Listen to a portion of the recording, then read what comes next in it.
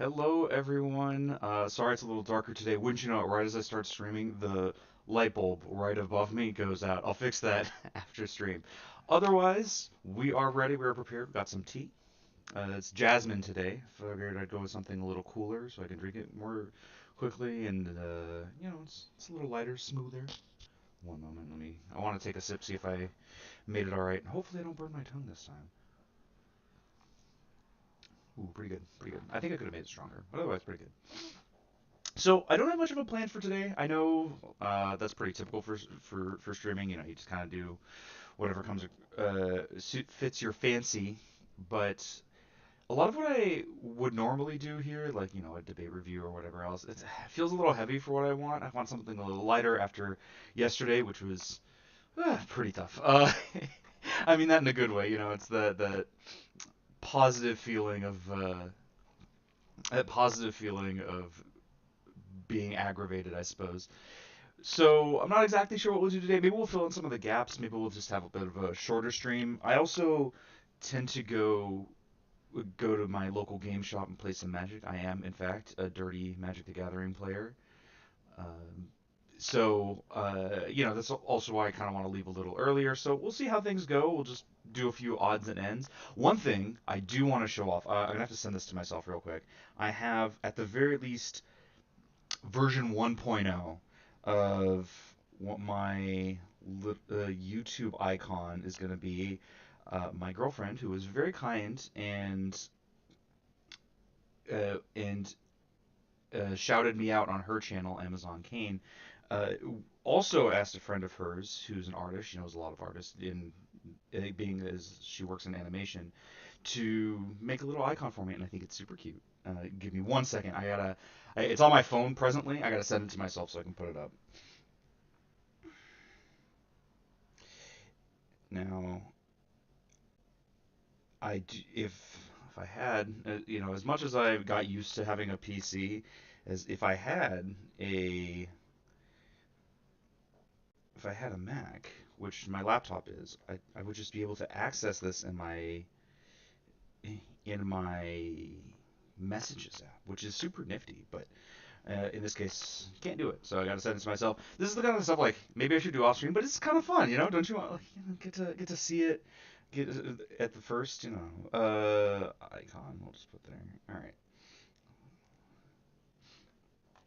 So I should get that momentarily, and then we can show it off. I also need to I also need to mess with OBS a little bit. And normally this I would feel like a little bad doing something like just kind of putzing around like this, but I think it's a little nice to be more relatable. This is just stuff I do. It's not all pre-prepared. I got to take care of all this very simple and easy stuff that I don't know why I'm complaining about doing it like this. So should any moment now. All right. Let's switch it over. But look at that! Isn't that super cute? Let me dial this back a little bit. That's me. That's me. That's me right there. Right there. Right there. That's me. It's super cute. I like it. Uh, I was a little worried because there was a lot of talk of like, oh, it's debate stuff, so maybe it should be like a podium or whatever. But it feels like really pretentious, right? Yeah, like, oh, I'm some serious guy. Now, look, I'm behind a podium. You should take me seriously. By the way, pro tip: don't trust someone just because they're behind a podium. Podiums do not, in fact, confer legitimacy. They simply, I guess they've been taken to represent it, but it's not. However, it is precisely doofy enough because I am quite a doofus. That'll come out more and more as we go over stuff, especially if we get to doing some these are the questions type streams where it's just doofy enough. It's just silly. It's cartoony enough. It doesn't feel that bad. Or it doesn't feel that pretentious. So I do really like it. I think it's super cute. It's gonna be my icon. I might even do this on stream just because I think it's because I'm just so excited about getting it. I think this is the first version. This might not be the completed one. Maybe it's not ready for all that yet, but I can't help myself. All right, it's exciting. All right, you can't fault me for this. So don't try. If you try to fault me for this, I will actually uh, come down upon you with the full force of the law in this regard, which I believe is nothing, but it will be the full force of that nothing. All right, be afraid, or don't. I don't really care. So, I'll bring this back up while I do the fiddling. Just wanna move this there. Whoops. All right, now to shoop shop over to. Oh God, no! Don't open Edge, please. God, please, no, no, anything but Edge. All right, let's shoop shop over to my channel, my little dashboard.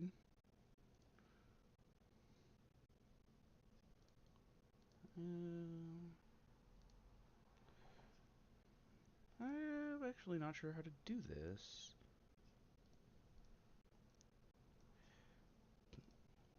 Where do I mess with this?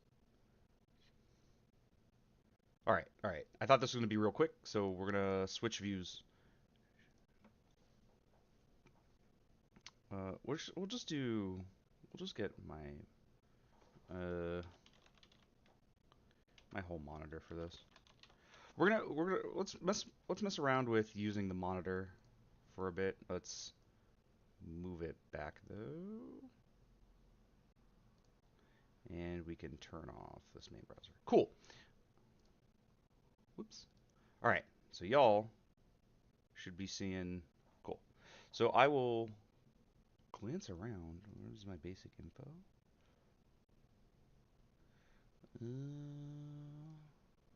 Huh. Where do I update this? Hmm. Thought this. My first guess would be there, but clearly maybe customized channel.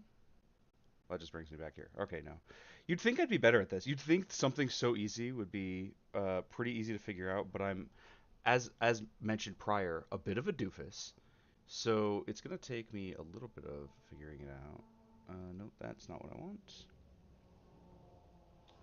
Where the blazes do I do this? See, I thought maybe it'd be in these settings here, but it doesn't seem like that's where it is. Maybe I shouldn't be showing my my studio page. I don't know if that's like a bad idea or not. You know, just in case we're gonna. I've thought the better of this.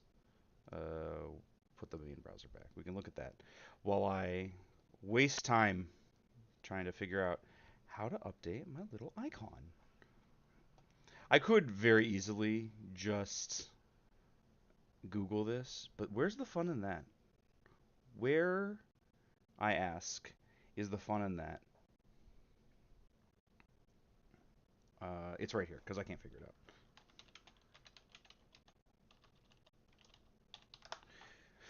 Do you do from the left customization and branding? That is not where I would expect it to have been. Customization, branding. Aha! All right, I found it all by myself, and definitely no googling involved. Definitely not what happened that we got to here. All right.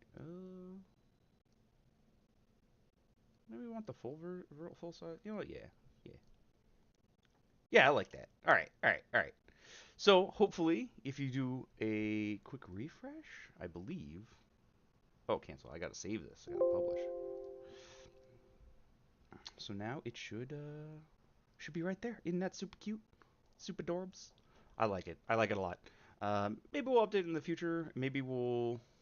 I think I might need to expand it a bit because I want to also use this for my like starting soon.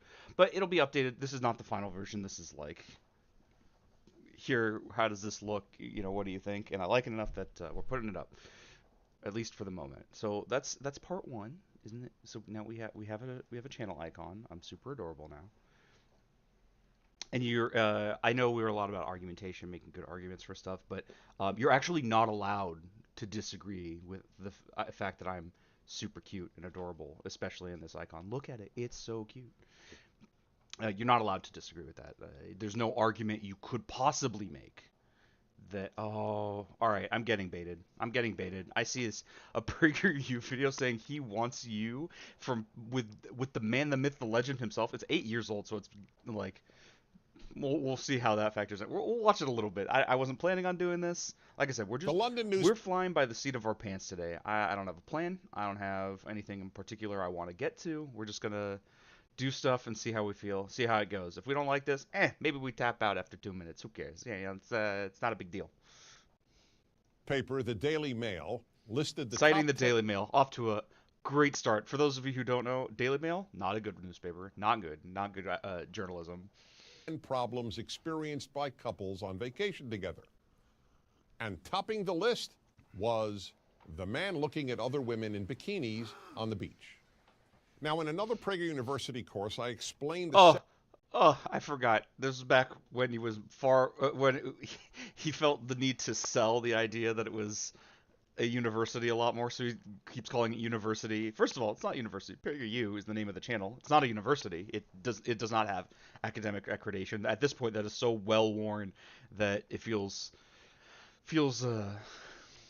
trite to say. But also calling the videos courses, they're 5-minute videos, my dude, with negative educational value. It's not a course. sexual power of the visual on men. And as I show, and as anyone readily understands, unless they've been misled by a politically correct college course, the power of the visual to excite men has no analog in women. Women don't get excited by virtue. It's one of those like I don't know enough to disagree, but Dennis Prager said it. It's probably bullshit. And if it's building off of another previous video, again, there's probably a lot of stuff in this that's more nuanced than what he's talking about. In my experience, yeah, men are very visual with sexuality, but it's really weird that he's like, the left will tell you otherwise. It makes me wonder. It makes me wonder why he's throwing that in. Maybe there's some studies where it's like not as cut and dry as he likes to make it seem. Virtually every male body at the beach. Male legs don't turn them on like female legs turn men on. That I know. While this might be less common, I know for sure there are women who can see male beauty and go, ooh. But from what I've heard, it's very different than what men look for. It's not. It's not. It doesn't correlate in the same way. Like, yes, a lot of men are like, ooh, legs, and women, maybe that's not the thing. But I've heard people like hands. I've heard women can sometimes look at hands and feel like a little aroused by that idea. So like, there are things where it correlates. I don't know. Whatever. I don't want to debunk this. It takes massive willpower, in fact, for a heterosexual man not to look at bikini-clad women. And few men, even the This is also like, maybe that's social. I don't know. I feel weird going over this. nicest, finest, and most monogamously faithful and loving have such willpower. So the Daily Mail notes, this frequently causes problems when a couple's itinerary includes a visit to the beach. And what exactly is the problem? The problem is that the wife or girlfriend feels threatened by his looking. And why does she feel threatened? Because she thinks he is comparing her to those women. This can also be feeling like your partner is less interested in you than they are in other people. That can be pretty hurtful. And to just like brush that off, which I expect he will, it's kind of messed up. Your partner's feelings matters. I know, hot take. We're a hot take factory in this channel. Yeah, your partner's feelings matter, and if they feel like you don't appreciate them and you prefer other people, that's a cause of problems. That's something you should probably work to alleviate those feelings, because you don't want to make your partner feel insecure or insignificant or lesser or anything like that. This is not irrelevant. Just because you have the urge to look elsewhere doesn't mean that like, screw your feelings, I'm gonna do it anyway. And why? And I'm not saying her? don't. I'm just saying like, here are three the reasons. feelings are important. First, maybe talk about virtually every woman, no matter how attractive, thinks that when her man is looking at other women in general, and in bikinis especially, he is finding them more attractive than her. Highly reductive. There are many things that could be happening, right? What if, well, for one thing, women aren't all the same. They think differently, right? Each one is individual. Maybe there are tendencies. Those are also often socialized, but we're not talking about that. There could be other things going on. Maybe if a woman has been cheated on a lot of times, or even once, because that can be really harmful. Maybe when she sees her partner looking around, it's like, oh no, is this guy going to cheat too? It doesn't matter if they think he thinks they're more attractive or not. That's not the point. There are lots of things that go into this, and to like boil it down into this like what I'm guessing is easier for him to brush off is kind of gross. Second, she thinks that he is therefore dissatisfied with her. Again, which not in turn arouses true. the unspoken but primal fear that he might leave her. And third, it says primal fear, but again, like breakups happen. This isn't some unique novel concept. He might leave. What a wild idea. Breakups happen sometimes. Unfortunately, all too frequently, it happens because people are unfaithful. Or a better way of I would prefer to put it is they cheat on their spouse. Infidelity is not the same as cheating. Well, I'm not going to get into that too much, but yeah, or I shouldn't even say spouse because we're also talking about like boyfriend, girlfriend, just partners in general. Yeah, I don't know. It's like this isn't just like what are you worried about? Like you're being stupid. Like that's so ridiculous. She is sure that her man will continue to think about these women long after they've disappeared from sight. So now let's analyze these reasons.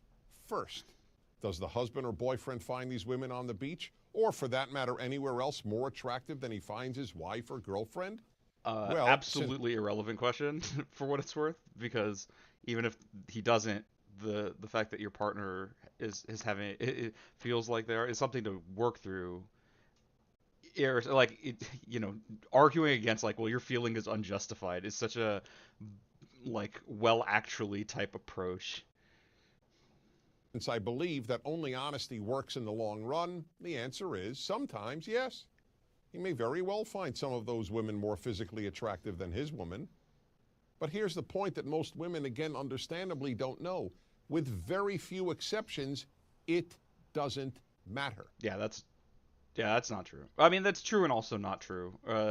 But sometimes it doesn't matter in ways that that he seems unwilling to consider. Like, even if he doesn't consider the other person more attractive, that doesn't mean necessarily that he's not he's not going to like cheat on you with that person if they're the kind of person who would do that. Even if they're not, I'm not saying most guys are going to cheat or that these feelings are necessarily reasonable. The point is, like, he's dismissing these ideas like, even if he does think they're more attractive, who cares? And it doesn't matter. He's not going to cheat on you or leave you. Like that doesn't like, I don't know. It feels very much like, screw your feelings. You heard me right. Of course, when looking at these other women, he may find some of them more physically attractive than the woman he's with. But, and here's the good news, so what?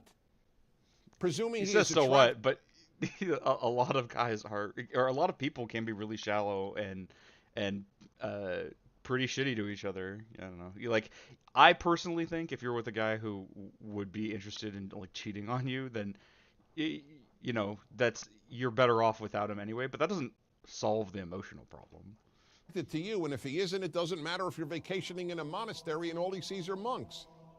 He wants you. I repeat, he wants you. Pretending like breakups don't happen and divorces don't happen, And if he does, and my guess is that a lot of times when people have these feelings of like, oh, my partner's looking elsewhere, it's because they have some reason underlying that. Maybe they've been feeling like their partner hasn't been that attentive, or maybe they've been feeling like their partner doesn't care anymore, or they've cheated in the past or been cheated on in the past. There are a lot of things that can lead into this that have nothing to do with the circumstance, which is why like talking about the situation feels like it's more about the emotions here. Because all those other women don't amount to a hill of beans. There's another thing women need to know. Within seconds of her disappearing from view, he has no memory of any of these women. When in sight, they can take over his male mind. But out of sight, they are out of mind. Yeah. It's as if... All right, we're halfway through. We'll finish it, but like, I am finding this highly uninteresting. Yes, and just going the visual back to gets again men's and again. total attention in a matter of Dennis seconds. Prager doesn't believe but as soon as the woman he was focused on vanishes, most men forget what they saw and turmoil. in an equal number of seconds. Why does this come as news, and hard to believe news at that, to most women? Because you, the woman, remember the women your man looked at, and you therefore think that he too remembers them. But let me assure you, I just want to remind everyone that at the start of this he was even pointing out that this is like a university course, and the summation of this university course is, hey women, your feelings are stupid. Stop bothering your boyfriend for looking at other girls, even if it bothers you. Fucking idiot. Like, that's his university course. For you, he doesn't. Most men under torture couldn't identify the women they looked at the hour before, let alone the day before, if they were shown photos of them along with photos of women they had never seen. This is just nonsense. I don't know what the fuck And he's more talking about. good People news. have memories. His We're not seeing women goldfish. who he thinks for that moment are more attractive than you has no bearing whatsoever on his being quote-unquote dissatisfied with you. Men find other women attractive in large measure just because they are other women. Men are programmed by nature to want variety. Indeed, and As a note, I don't necessarily buy this, but as a note, this is coming from the same kind of guy who's like monogamy and being married to one person for your whole life is natural biological truth. We haven't seen him say that, but this is the kind of thinking people like this have. And it's like, oh, but clearly are attracted to other women. Like, maybe that's, yeah. I don't think either is inherently the case. People are different. People have different interests and inclinations, oftentimes based on how they're raised. But even if I wanted to believe what he's saying here, it's actively contradictory to the type of positions he's had in the past. endless variety. Or in the That's future. why from God-fearing King Solomon had 700 wives and another 300 concubines, and secular Hugh Hefner had at least that many lovers. In sum, then, when your man looks at these other, perhaps even more attractive women, he is A, not comparing you to them, B, not in any way becoming dissatisfied with you, untrue, and but it's C, not, certainly but not not in an thinking of them interesting way. later. He looks at them because they are other women, whether they are more attractive, just as attractive, or less attractive. They are women in bikinis, so he looks. Where there is basic domestic I'd like to harmony- note in here also that like this it has like a subtle justification of ogling women at the beach. This can often be like really hostile to feel very hostile to the people being ogled. I don't know. I don't want to wade in too much on this, but just like build that into what he's talking about. and mutual physical attraction more than anything your husband wants you. When he looks, he isn't comparing, he isn't getting dissatisfied, and he won't have a clue later as to who he saw. So when you're back in your hotel room, put on your own bikini and tell him you want him. Because again, more than anyone else in the world, he wants you. And if you don't believe me, ask him. You'll be glad you did, and so will he. You can also I'm afford Dennis to say Prager. it, right? Like, I don't know. This is one of those like, your husband can't be doing anything wrong, and I'm not saying he is inherently, but like it's putting exclusively onus on women. All right, that was whatever. It was interesting enough to go over. God damn it, they keep coming up. I'm not gonna do it. I'm not doing it. I'm not doing it. Oh, but it's about the Ten Commandments, and they don't believe in any of the ten. We're putting that on the docket. All right, that's plans for the future. We're gonna Prager you 10 Commandments. Because let me tell you, most religious people do not actually believe in the Ten Commandments, and that'll just be teaser for the future. We'll get to that. One thing while we're just hanging out here that I do want to do is maybe fill in some of these to-dos. I'm clearly not doing it off stream. Clearly, the homework still not a thing I do. I've never liked doing homework. I don't know why I thought I'd do it now. We'll just do it on stream and we'll just talk it out. You know, I just want to do just bits and pieces stuff today. I think maybe going forward, Thursdays will be more just shenanigans days. I'll talk to the person I want to do. These are the questions with, and maybe Thursdays will be these are the questions day. I know I keep mentioning that, like you're supposed to know what that means. The short version is it's doing philosophy on very, very silly questions, and likely kind of off-color topics, but we'll see when we get there. All right, appeal to authority. Let's take care of it. If I remember correctly, the Google definition we found was pretty good. If I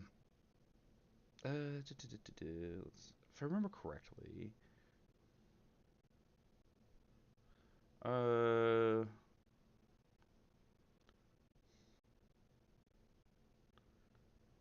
okay. Perfect. That's actually a very good definition.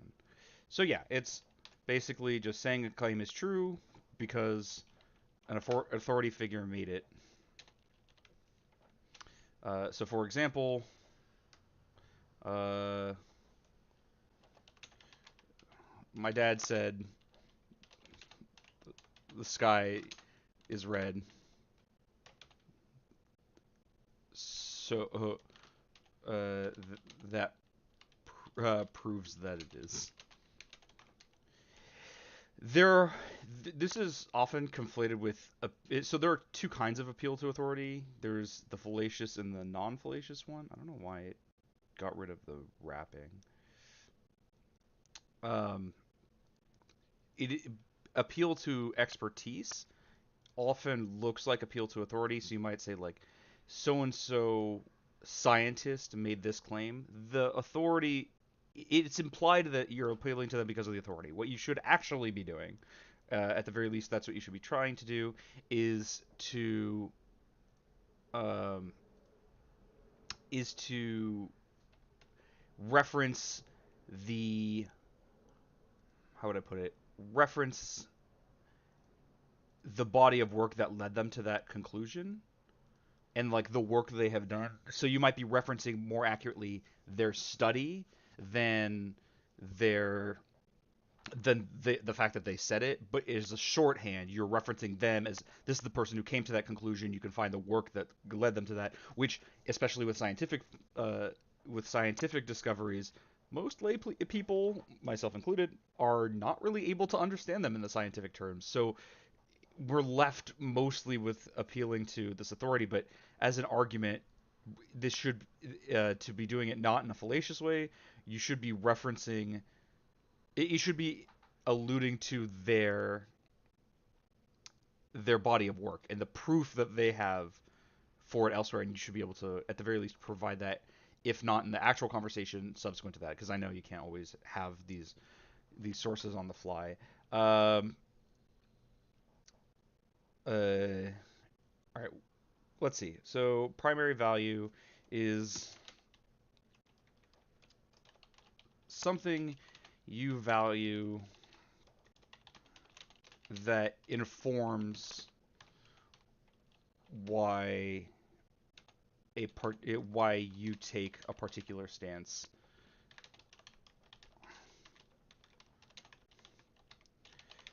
on an issue. So a primary value is slightly different than what a person values themselves, because in a formal debate, in a competitive debate, you're usually going to have one primary value, whereas most people have many. So I might value both freedom and human happiness and human well-being. I'm only going to present one of those things in a competitive debate. That's why it's primary value as opposed to just values. But this could be a million things. Utility, as we saw in the definitional kerfuffle about how to define trans people with Dr. Bogard and Vosh. It could be happiness. It could be duty, as we saw with Hakigachu. It could this could be a million things. I'm just gonna put an ETC because there's a bunch of them, but tons and tons of things can be a value. Value criterion is how we should expect to get to the primary value.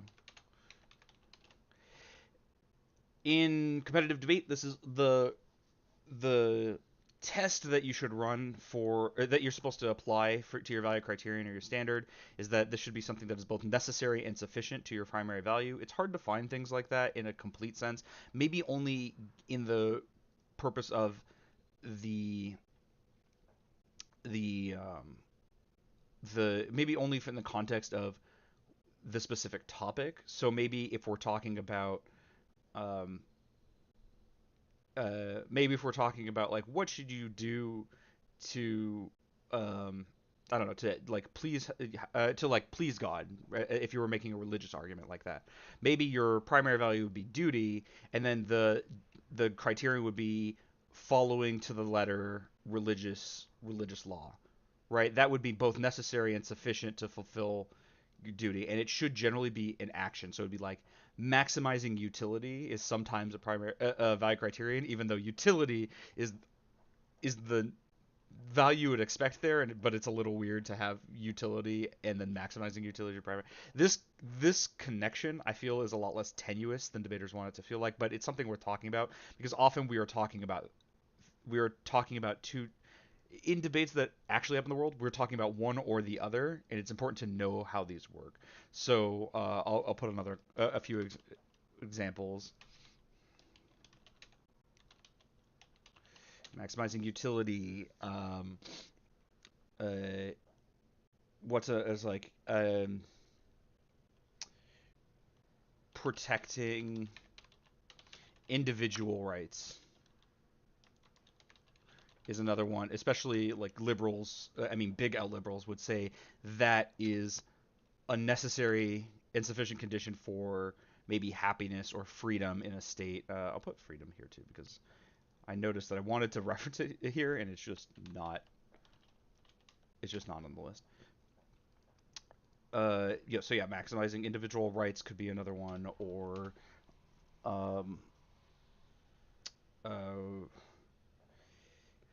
or I guess protecting it. Often it's like maximizing because we're talking about like doing it more. You could even argue that it should be implied that if I'm using individual rights as my value criterion, the implication is maximizing it is the verb that we want to use there. But I don't know. I was taught at least that you should use a verb there. You could do it differently. The point, of course, is not the specifics of it. The point is the concepts that we're talking about and how it's used in this conversation. I can't think of another way of phrasing it. Maybe I'll add another later.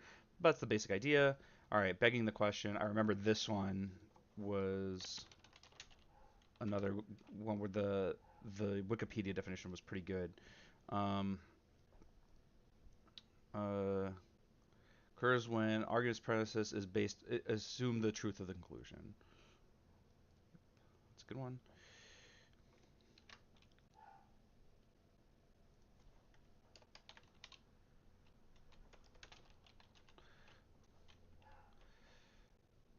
All right, and a good example would be T-Jump using a reference to like metaphysical accuracy for a definition, which assumes that which is built in there that it assumes that it assumes that this definition also is biological, or he's assuming that the biological root of that definition is built into the metaphysical truth that we're trying to emulate with our written definition, but that's the exact thing in question. That said, I don't know how best to phrase that in a way where it will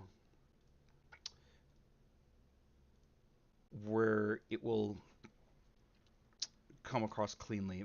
Maybe I'll come back to this. Well, hey, more to-dos. Yay! All right, hasty generalization. Let's see if we can find a good Wikipedia definition of this. With fallacy definitions, oftentimes sources like this are useful because they're used kind of ubiquitously, and it's important that people have a similar idea of this. So people aren't going to have a crazy different definition of what these things are.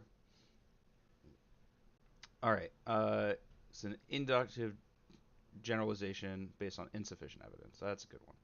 And I think we have a perfect example that obviously we would have to use given the context of the conversation in which we saw it. All right. Can I unhyperlink this? Remove link. Boom. Did it.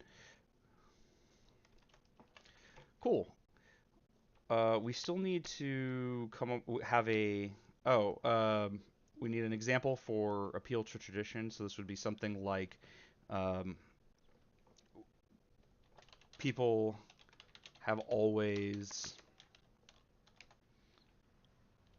what's a thing people have always done that like maybe it doesn't stand to reason. And I want something that's less controversial. With these examples, I want something where um, it's pretty like no matter basically no matter what your beliefs are, even no matter how wrong you are, this should this should apply. Even if you hate gay people, for example, it'd be pretty hard to argue that it is insufficient to be part of being considered LGBTQ. You know, that's these shouldn't. I want anyone to be able to access these and understand them very clearly. So people have always chat. Feel free to pipe up at any time if you have any examples for any of these, any ideas on any of these. I guess I should have mentioned that prior.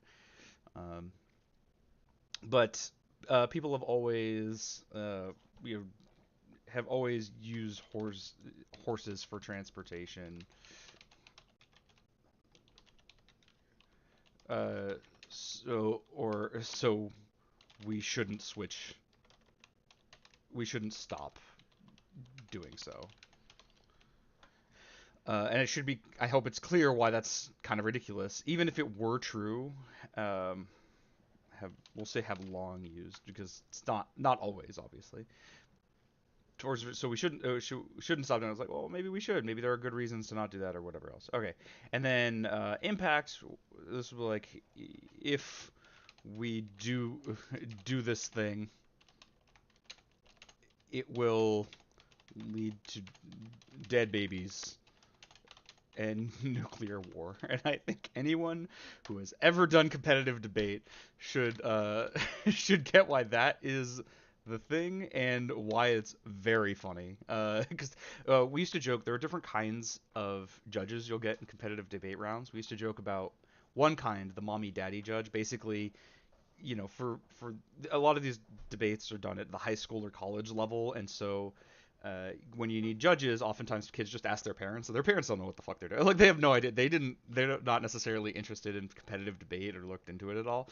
And so if you get an identifiably what we call mommy daddy judge, it's just so safe to be like link everything to dead babies and nuclear war because they get it, right? Like you might have to explain why like impacts to utility are negative and detrimental to human happiness, like or whatever, but you don't have to explain why nuclear war is bad. I guess I missed that word. Uh, it's a little it's a little patronizing, but I'll be real. I've had parent judges who've literally like taken out a magazine as the round starts and didn't even pretend to listen. It was just like, oh god, what do I do? You know, how do you make an argument to someone who's actively not listening? You just like you catch their attention by screaming "dead babies, nuclear war, my opponent," and like, and they're like, oh, I heard your opponent likes nuclear war. I don't like that. I'm gonna give you the win. You know. All right, and then I know we had to get back to offense and defense. So an argument that supports your position um, would be something like um, like my. It's kind of hard to give an example, so I'll talk at my thinking process here. The example I was going to use just now was like my position is correct because of this reason. Um, which feels maybe too reductive. But to give an example that would be used in context requires a lot of like, okay, this is the position you're taking. This is why you're getting to this position. These are the values that you. So I think I will use that. Hopefully, it comes across clear enough because it is a rather basic concept. Um,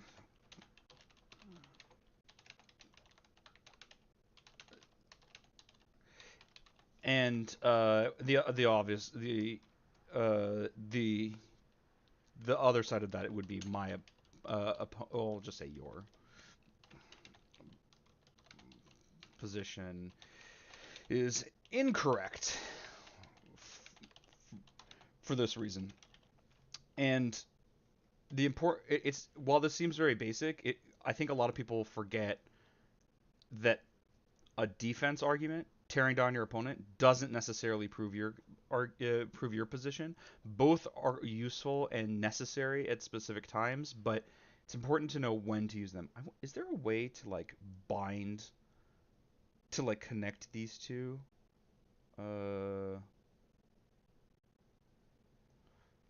because I want to. No, that doesn't do it. So I want because I want. So I'm gonna sort by category again. but I figure. Oh, okay. Well, they ended up together, but I do want to make sure. Um, I mean, I could rename this to value parentheses primary or value comma primary to do it. But I wonder if there's a way to make sure that they always exist, like they're always attached to each other. What does freezing do? And then if I don't think this will do what I want. It does not. Okay, well, that's not really a big issue. So we've covered a lot of stuff already. There's some stuff we haven't gotten to yet, of course. Things like uh, maybe I'll look into conditional formatting. I know I distracted myself. Where like if these boxes are empty, it goes to the bottom. Color coordinate based on type. But I do like having this reference of like, okay, we've talked about this, we haven't talked about this. They're concepts. So like now I don't have to worry if I talk about necessary conditions, I know that that's something I've covered. And if there's interest in this, I can make this. Actually, you know what I'll do? As long as we're doing random stuff today, what we're gonna see. Okay, yeah, this is exactly what I want. So a viewable link I'll put in my channel description. Uh, I saw my icon again. It's so cute. I like it. I like it a lot. All right. So we'll put our concepts document in the channel description. If anyone is interested in looking at it, it is there and available. And then I don't have to. And then I don't have to. I don't have to do that anymore. I can just know if anything is on here, I can expect my audience to know what I'm talking about because it is accessible. And if they don't, I can like briefly go over it, but I won't feel like I have to explain it every time. I do feel a little bit like I'm condescending to people if I re-explain concepts. I prefer to assume that people know what I mean and not assume they don't. It feels less like I'm talking down to people. I've often been criticized, or maybe not often. I have occasionally been criticized for using big words, as it were, to make myself feel smart. It's more that I would feel like I'm patronizing if I was like, well, you don't understand what this word means, so I have to dumb down my speech. So I don't do that, and it is nice to have something I can point to be like, all right, anything you don't get, I've talked about it before, and here's where you can access it. And this is, of course, how I use words. There's some amount to which I'm trying to conform that to how the words are generally used. But if you have disagreements with this, I'm not claiming to be the arbiter of definitional truth. Instead, here's how I'm using them, and if we have disagreements, we can talk about it. So we did our homework. Sweet. We went over a PragerU video that we definitely didn't need to go over. Not super important. I do want to hang out for a little bit longer. Maybe we won't do as long of a stream today because, as I say, I'm going to go out later and want to get ready for that. You know, shower, do all that stuff. And so maybe, you know what?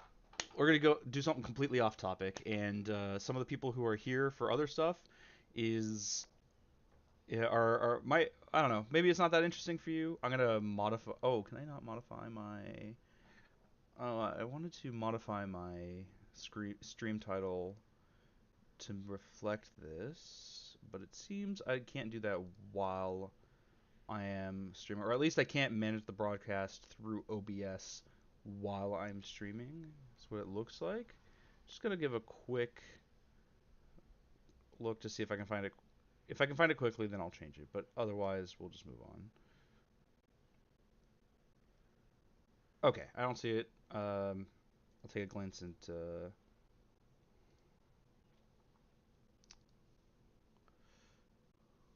Uh,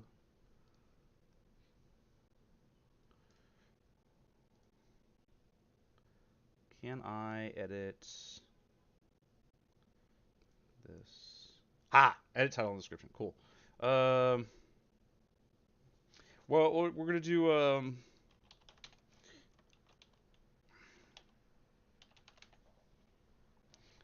Uh, uh, okay. What I'm gonna do? So I happen to be a a former judge in the Magic the Gathering judge program. Now that they switched over to the Judge Academy, I am not involved in that. However, because I know how to judge, uh, my local game shop is having a tournament this Saturday, and while they don't need a judge, they wanted me to help out so that at least someone who should know better will be around. To be clear, this is not using me in place of a judge that are required. This is they are not required to have a judge, and they figure it's better to have someone who used to be uh, and not that long ago there as opposed to nobody. So it's also for a format that I haven't done a lot of looking into myself, which is Pioneer. And I figured, hey, maybe I wanted to look a little bit at what is going on in that format and what kind of rulings I should be expected to know. This way I don't have to encounter it for the first time as I'm answering a judge call. So I don't know if this will be terribly interesting to people, but we're gonna glance around Pioneer and see what's going on in that format. Something that I haven't really looked into very much, and I just wanted to take a brief glance and see what kinds of mechanics I might need to look into. I know for the people who are here for debate and politics content, this is going to be very different. But like I said, we're doing various stuff today, and I think I also ought to change edit my edit my broadcast, like the category of content that this is put into. Well, it seems like I can't really do that once it's live. Okay, it's not a big deal. So yeah, we'll just glance around this maybe like a half hour or so, and then I'll probably knock off. All right, I just want to see what's going on. All right, so some of the stuff I'm very familiar with, like okay, Croxa, pretty okay, adventures. I get how this works. Oh god, the day and night mechanic. Woo! That's not a great one. That's all I'm gonna say. What Shieldred? What a card! What a card! Liliana the Veil. All right, doesn't seem like there's too much stuff here as far as like, or at least in this deck, is things I'm not sure how to handle. That's really what I'm looking for. By the way, this is like, I guess, a judge's view of the format. I don't care what's good. I don't care what kind of strategies are going on. I care about knowing how things interact with each other so that I can answer judge calls and get the things tournaments to run smoothly, which is kind of important as it turns out. Uh, believe there's a little bit of weirdness with this card. Not really. Same with Old Growth Troll. Yeah, this looks. Yeah, like I said, I'm not going to do this for too terribly long. I just want to do a quick glance at like what kinds of interactions. So, for example, Pithing Needle. This is one I'm familiar with, but if I wasn't aware it was in the format, maybe I wouldn't know. Like Pithing Needle, can it name Nykthos, Shrine to Nyx? And it's like, well, you can. You can absolutely name it because it doesn't say non-land card, but it only stops non-mana abilities, so it doesn't do anything. Stuff like that. It's important to already know ahead of time. I've had instances where I didn't realize how the ruling worked and had to figure it out on the judge call and sometimes have gotten it wrong. Judges aren't perfect, so I'd prefer to avoid getting calls incorrect. Wild, I know. Trying to be right on this channel, here of all places. All right, what does this thing do? Put an oil counter on it. Tap, sack it, destroy each non-land permanent with mana value equal to the number of oil counters on it. Okay, sure. Tap, remove 10 oil counters from a permanent you control and sacrifice it. Deals 10 damage to target. All right, sure. All right, easy. Easy peasy. If I remember correctly, the front side of this is not super relevant. What is happening? Oh, because you just don't have access to removal. Because, all right, sure. Chain Veil. Interesting. Wonder what that's for. But that's not what I'm here to figure out. All right, I just battlefield you may untap. Oh, that's something I should look into. Is like, does prototype? I'm pretty sure I know the answer to this question, but prototype, I'm not 100% sure if you cast it for the prototype value, if it's the same as if it keeps that mana value. I'm guessing it is. Uh, I'm guessing it is while in play, just always the top, the actual mana value.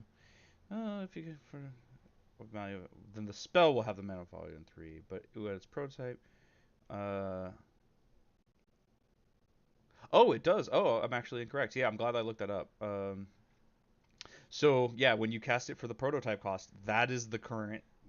That is the actual the mana value of the card while on the battlefield as well. See, this is why I look into this stuff. I feel so smart right now. I shouldn't. I'm not that smart. I'm just a doofus on the internet. If you want proof of the doof, you can just look at my profile image. It's just so cute. It's just looking. It's so good. Actually, just to distract for this a little bit because it is. Oh no, because I don't have a. Never mind. I was going to modify my starting soon screen to instead be that image, but I realized I don't have a starting soon text. I'll have to make that as well. So I'll do that off stream, maybe over the weekend or something. And I don't want to mess with it too much because I also know because I also think that this won't be the final version of the image, but it's so cute. Just look at it. Just look at how cute it is. Does this not update as well? Oh, big sad. All right. Let's see. Cards, cards. Oh, I guess casualty, but I know how casualty works. It's kind of weird how it works, but I do know how it works. All right. Actually, as long as I was here, one of the things I was considering as I was looking at Farewell is one of the decks I play in Commander. I was thinking, was like, do I want to swap out Merciless Eviction for Farewell? But this doesn't hit Planeswalkers, which is one of the main reasons I want the Merciless Eviction. So I guess we will not be making that change. Okay. It seems like there's not a ton. It seems like there's not really much stuff that I don't get how it works. Yeah, I don't want to go over this for too long. Maybe we'll go just to the hour. So I'd feel bad if I just streamed for like 40 minutes and then tapped out. I just don't have much I want to talk about. I don't want to get into anything particularly heavy. I'd prefer to have a lighter stream today. In part because yesterday was so vitriolic, let's say. And oh, this is it's so funny that it's called Hidden Strings because I'm pretty sure is it more accurate to call this Lotus Field combo? I don't know why it's called Hidden Strings combo. It's so weird. Hidden Strings is just among the cards that that it uses. It's funny because the first time I saw this deck was a long time ago, where a lot of these ideas weren't built in. There weren't black cards in it yet. This Mastermind's Acquisition was did exist, of course, but uh, no one was. It wasn't part of the plan. It was exclusively blue green. I think the kill condition um, was it Laboratory Maniac? It was really weird. Oh no, I think it was um, Aetherflux Reservoir. Uh, yeah, it was, and I think maybe it played one like fireball type effect. I know such a hard turn into Magic. I'm like spouting off names of cards like people know what they are if they're here for the debate stuff. Well, you know what? This is just we're just you're just gonna have to put up with me, all right? As long as you're watching this channel, you put up with me. That's the rules. That's the agreement you made. You all signed the social contract. That's you're on the hook now. That's not my fault. That's your fault. That's your fault, not mine. Okay. Yeah, and it seems like for the most part, there's nothing that's really gonna throw me off. I'm glad I looked up the prototype thing. I don't, and I think it will come up with things like the Filigree Silex, which we were reading earlier. Helps that I've also seen some of these ideas in other formats. Uh, yeah, okay. I'm happy enough having seen what I have here to like given that across five the five most popular decks, I saw one thing that I might not know. I don't feel the need to bore you with this too much. Also, it's just like a little bit of ADD brain, just bouncing around for stuff. So I think, it's a shorter stream, a lighter stream. We got our cute little icon. Look at how cute it is. Hold on. I'm gonna bring it up again because it's so adorable. Uh, just give me 1 second. I just want to look at it more. It's so cute. I love it. I love it. Maybe I love it because or maybe because it was made for me. Oh wait, no, that's not the one I want.